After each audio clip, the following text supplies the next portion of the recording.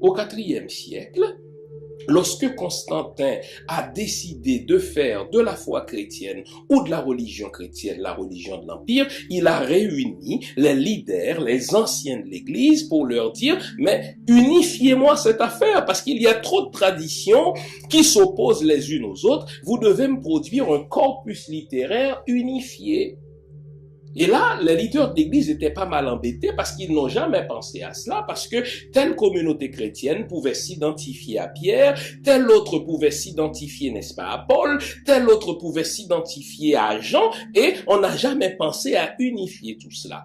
Or, voilà que l'empereur, Manu Militari, demande aux leaders d'église d'avoir un corpus unifié. Et là, on commençait à regarder divers évangiles, etc. Et la question se pose, mais cet évangile-là, qui l'a écrit? On était pas mal embêtés.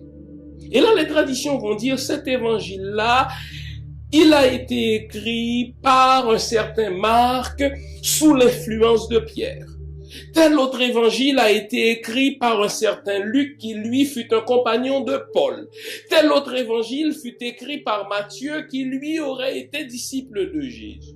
Mais il y en avait plus que 4. Et là, dans ce congrès, dans cette rencontre que les anciens de l'Église ont eue avec Constantin, il y en a un du nom de Diogène, qu'il ne faut pas confondre avec le philosophe grec Diogène, qui a dit, écoutez ceci littéralement, de même qu'il y a 4 points cardinaux, le nord, le sud, l'est et l'ouest, eh bien, il faut qu'il y ait 4 évangiles et rien de plus. Au nom de ce principe, ils vont choisir arbitrairement 4 évangiles et vont considérer les autres évangiles comme étant des évangiles apocryphes ou des évangiles non canoniques, et ils vont attribuer à chacun de ces évangiles qu'ils choisissent de garder le nom d'un apôtre ou d'un disciple d'un apôtre comme Marc, comme Luc, comme Jean, comme Matthieu. Mais regardez à quel point la chose est loufoque. Vous avez 4 évangiles, Matthieu, Marc, Luc, mais vous savez que le plus ancien évangile des 4, c'est Marc. Or, Marc n'a même pas connu Jésus. Marc aurait été un disciple de Pierre qui, lui, a connu Jésus, et ce serait même pas Pierre qui a écrit l'évangile, c'est Marc.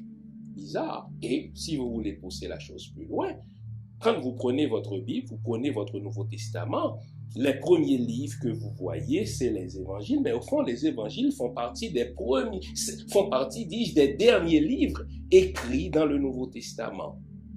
Les textes les plus anciens du Nouveau Testament sont des textes de Paul, comme 1 Thessaloniciens, 2 Thessaloniciens, etc. Donc, c'est des traditions concurrentes qui, Manu Militari, vont être choisies par Constantin de manière à avoir une religion unifiée, ce que jusqu'au IVe siècle, on n'avait pas. Donc,